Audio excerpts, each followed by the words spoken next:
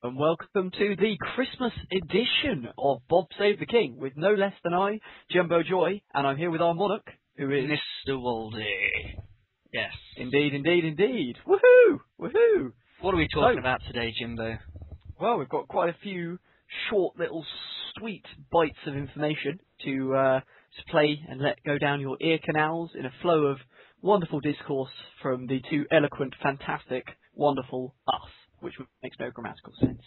Okay, I have just bashed my head against the wall, which is a great start to the podcast, so if you heard that, fantastic. Christmas right, cheer. it's Christmas, it's Christmas Eve, although when we're recording this, it's actually the Monday before, but it is Christmas Eve. What are you nevertheless. expecting in your stocking this month? Well, I am seeing a very special lady friend, so that's going to be excellent. I think She's we all called see our Dwayne. mothers on Christmas She's Day. she's called Dwayne. She's 34. She loves long walks on the beach, reading romantic novels, playing with candles. She's a pyromaniac. She's a nymphomaniac. She's a necrophiliac. In fact, she's a pyronecrophilia. Pyronecrophilia? She's into pyronecrophilia. This podcast has gone off the rails very, very quickly. This is what happens when you drink before doing a podcast. Right. Baldy, tell us about our fantastic YouTube page. Go on. We have a fantastic YouTube page. The link it'll be in the article. There's a link to the YouTube page where we are now hosting our podcasts because we can track how many people are listening to them, basically. And I think last week's has, at the time of recording, has over 180 views, which is actually pretty surprising. I was expecting about 20 listeners. Yeah, and if we can keep that momentum and consistency, we're so happy to have you all listening. People have subscribed, which is odd and very sort of pleasing. If more people want to subscribe, that is a fantastic thing. Yeah, subscribe away. And if you're in the mood to subscribe to things, you can subscribe to my it's paper just as a good measure for us. Like we're not going for a million subscriber channel. In fact, that I don't think even a million people play Republic. It's probably more like 10,000. But anyway, we want as many people to subscribe so they can see what's going on. People can see it and support it, and maybe get new players into the game. We don't know. We're just loving life at the moment. It's gone down so well. People have loved it. Americans have loved it. Have you had any more interactions with Canadians who've loved it, Waldy? No, I haven't, I'm afraid. I think it's safe to say that everyone loves it. And we're practically famous now. Indeed. Practically, almost famous. Have you seen that film? It's fantastic. Almost Famous. There's like this scene in it where they're singing to Elton John, which actually, another song I like by Elton John, leading on from the last podcast, is Tiny Dancer. It's such a good song. It is actually a really, really, really, really, really good song. And I do like Elton John. Feel that way. Yeah, right. Well, the other things that are going on, especially media module-wise, is articles. Myself and Waldy have got 2 articles in the top 5 received. Download eRepublic Advanced if you can't see the top 5 at the moment.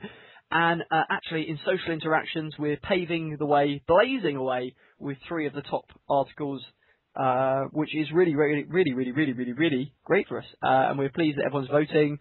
And it's not so much about getting votes, it's more about getting more people to read it, which leads us slightly on to the media module at large, which we're discussing again today, just for a little short snippet. Just plug my huge article that's going to have been released by the time you're listening to this, all about the media module, what's wrong with it, and what we can do to fix it, and why it's important as well. It's quite long. I don't expect you to read it all, but, you know. No, but we can discuss a few of the salient points of it, just talking about interaction and how it's one of the more important modules that often gets disregarded, especially by the admins, and how Waldy wants to take steps, which I'm sure you've read and voted already. Absolutely. And it's just a really sort of well-rounded article from what I've heard of it, which is awesome. And the other thing that I've written about this week is France. You, mate, seriously, your segues. I see them coming and I'm thinking about putting them in, and then Waldy just gets there every time. I'm going to clap near my microphone just to emphasise how quick he is. Oh, that was a bad clap. I'm going to do one more. Oh, that was a really bad clap. Everyone. Oh. Anyway, France. I realised on last Sunday, a week before Christmas, and France and Canada decide to declare us as natural enemy. That's quite. Wow. It's a bit rude, really, isn't it? Well, yeah, I don't really feel that France are the natural enemy. Well, actually, I do after 600, 700 years of war, which Waldy effectively trolled them very, very well. Wouldn't you agree, my friend? Wouldn't you agree? Indeed. I wrote them a diary, and if anyone's a good historian, they would have noticed that all of the times throughout the day of my little excerpt from my diary were the dates of English military victories over France. Yeah, exactly. And 1415, the obvious one, Agincourt. Sure, you knew that already. We've got the Battle of Waterloo in there with one of our fellow E-Republic friends, Sir Arthur, who is undoubtedly leading the troops as we speak. What else has it got? It's got 1119. The Siege of Calais is in there. Yep. The Agincourt I've mentioned. The Battle of Caen, all sorts, I think, you know. Do you mean Caen? I have no idea how to say it. Once we've conquered it, the accent. You're saying it how I say it, you know. But somebody had the tenacity and rudery, only joking, to accuse Mr. Waldy, King Waldy, should I say, of being racist when he had already put an apology in the article. Well, the only things I do is list, you know, French military defeats. Nothing wrong with that. They can do it back if they like, if they can find any French victories. I know it's hard, but I mean, if they do, they can list it back. Fantastic. And then I had a little bit of Did I what? Sorry? I can't remember. Did you put Trafalgar in? Battle of Trafalgar. I did, yeah. Trafalgar's in there. Well played. Well played. Yeah. Nice. Oh, well. France. Fantastic future, Waldy. Fantastic future. Which leads us on in a terrible segue to the American future, which is Richard Byrd's new paper. And this ties in with a little bit of current events that happened earlier this week. As we're recording, it was like 2 days ago, but it'll be a lot later for you guys. The leader of North Korea has died, which is outrageous. Isn't it a shame? Did you see the video? Richard Byrd's dead. Did you see the video on the BBC of all these people in North Korea crying? Yeah. I wasn't sure if they were actors or not. I was sort of like, is this, you know... What's going on? But they seem to love him genuinely, and that would be true, because I've seen the party rock anthem as directed by Kim Jong-il, which is absolutely hilarious. If you haven't seen it, search Party Rock Anthem, Kim Jong-il. It's amazing. They've sort of overdubbed North Korean military scenes with the LMFAO tune, which is rather funny. That sounds pretty good. I'm sure we can include it as our closing music. Yeah. Well, actually, that brings us on. Well, sorry, it doesn't bring us on. It yanks us back mistily through the echelons of time. To my first point, this is YouTube, and as such, we're going to have to curtail all music for fear of breaking community guidelines. I know it's annoying, but we'll have to make our own music. Yes. Okay, should we start now? Bom, bom, bom, bom, bom, bom, bom. Okay, that sounds a little bit... Okay, wait, I'm going to stop us there, because it sounds a little bit like an 80s porno, just from that opening segment. What we're going to do... we're going to hum Jingle Bells. Do you think you can do that? Yes. Silence. Okay. Yes, I can well, maybe just sing, but like we're gonna get in key. Okay. So let's start our first note. Jing, jing, jing, jing, jing. Jingle bells, jingle bells, jingle all the way. Oh, what fun it is to ride on a one-horse open sleigh. Got into the worst 6-part round with ourselves with only 2 people. Oh, brilliant. Well, I saved it, really, didn't I? London's Burning. That's a round. Maybe next time, if you're lucky and we lose the Battle of London, maybe we'll sing for you. Yeah. If we lose London, we will sing for you. If we lose London to France, we will sing The Clash. Hey. Nice. Fantastic. Oh, I know what you mean, because London calling and all that. But, indeed, our next person is in fact a little bit older than us all, and he has been adding us all at Friends, which is most surprising when one of your parents joins E-Republic. I am, of course, referring to Father. Sorry. Can you tell us more about Father and what's going on there? But Father, I want to sing! Oh, sorry, if you get that Monty Python... We've already done the singing, it's fine. Just tell us about this chap and what's he been doing. I don't want to be the leader of the land, I want to sing! Father has been adding everyone, which leads to the ubiquitous and hilarious sentence which pops up in your alerts, which says, Father has added you as a friend, do you wish to accept? Or some such similar language, and everyone has been awkward about the whole affair. So basically, make your choice, decide what you want to do, but remember, it is Christmas, and at Christmas, magic can happen. And Waldy's going to... Can we hear your Monty Python impression again? But father, I'm Precisely. Well, actually, I will just say a little bit of a rude word. Just to give some donations to the country accounts. I still need to donate from last week's episode, but also because apparently when I say penis in a very high voice, it's quite amusing. Right. Penis! But if you didn't laugh, then feel free to troll me. I'm trying not to laugh. Excellent. That's okay. lovely. Well, aside from podcast, Monty Python impressions and we were mentioning it, doing and at Christmas, magic can happen, and Waldy has some of that magic to give to you now. It's going to be a short podcast, so he's going to end it off.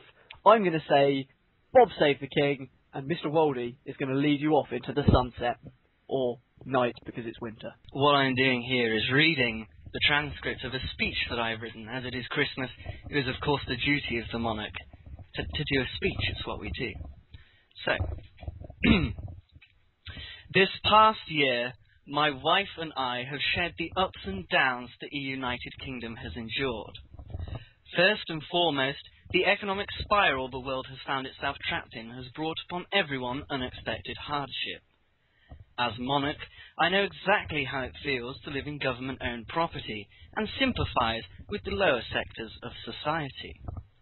To help remedy this situation, the monarchy has been the forefront of privately run social help schemes, providing a base amount of free food and money to new players, as well as donating, over the course of the year, over 100 golds worth of currency, food and weapons to the populace by means of charity or prize-giving schemes. All of this has been funded from our own backs. Not only that, but on occasions we've also found ourselves providing free resources directly to the government in such scenarios as the multitude of attacks on our fair land and capital that the nation has endured over 2011. In such turbulent times, it is the role of the king to help in what ways he can, and I've always considered myself not only as a morale-boosting figurehead, but as an approachable and charitous monarch who, in whatever way I can, will aim to help those who need it. It is no wonder then that as of this month, I am the UK's longest-serving monarch. Over the next year, we at Buckingham Palace hope to see the United Kingdom achieve a modest number of goals. Firstly, complete military domination of the entire Commonwealth. It's about time we brought them back under our benevolent reigns. Secondly, I would like to dine in Paris, if just once. I hear the escargot is simply delicious, and, as king, it is my duty to validate the assertion on behalf of any and all tourists planning a trip to France. Thirdly and finally, I have begun to feel that the age of the new guy is upon us, and I hope to see over the course of 2012 a plethora of new players, all assuming the roles and responsibilities that such old fags as myself have enjoyed in the past. This, of course, will be made easy when we achieve our long-overdue baby boom. So, remember to have a Merry Christmas and a Happy New Year. 2011 has been a turbulent time for the UK, but it is important to remember that the copious amounts of drama, action and adventure that we have seen over the course of the year has constantly been superseded by one thing. 2011 has been fun. Our ultimate aim should therefore be, and it may not be an easy one, to make 2012 even funner. I would like to end with a short poem I compiled last week. 'Twas the night before Christmas, when all over the forum not a person was posting, not even Valorum. The moderators were sleeping by the banhammer with care, hoping that in the morning BBH would not be there. Congress were nestled all snug in their beds, while UKPP plotted to remove their heads. The army too were taking a well-deserved rest, but not Jimbo Joy, busy looking at breasts. When out on the lawn there arose such a clatter, I sprang from the bed to see what was the matter. Away to the window I flew like a flash, tore open the shutters and threw on my sash. In a drunken rage, Goku Jones was to be seen, demanding the forums be kept clean. No one took any notice, but he kicked up a fuss, until Thomas and Appleby grabbed the band blunderbuss. And so peacefulness returned to the forum that day. We sat safely, knowing the trolls were at bay. Then suddenly a large group of party-goers came, and so I whistled and shouted and called them by name. Now Rawdon, now Temu, now Emoji and Fezoj, on Apron, on Titan, on Frurk and Greatmoth. Drunkenly they danced, from the window to the wall. Ian Kears did the tango till sweat dropped from his brow. They were too exhausted from dancing and passed out in a pile, an event which for reasons unknown made Diakon smile. Off to the bedroom scamper did he, only to discover K-Dog and Courtney. And then to my horror I heard out of the blue the wailing and screaming of Choo Choo Shoo. He was upset and crying and wouldn't stop mumbling. Apparently the UK was winning in Dublin. He was picked up and moved, and the mess was bestrew. I identified the cleaner as James W. His eyes how they twinkled, his dimples how merry, his cheeks were like roses, and his nose like a cherry. A switchblade knife he held tight in his teeth, and smoke from his car circled his head like a reef. He was chubby and plump, a right jolly old chap, and I asked when I saw him if an autograph I could have. He sprang to his car with his exaggerated spoiler, and away he drove, despite the dodgy boiler. But I heard him exclaim, as he drove out of sight, "Happy Christmas to all, and to all a good night."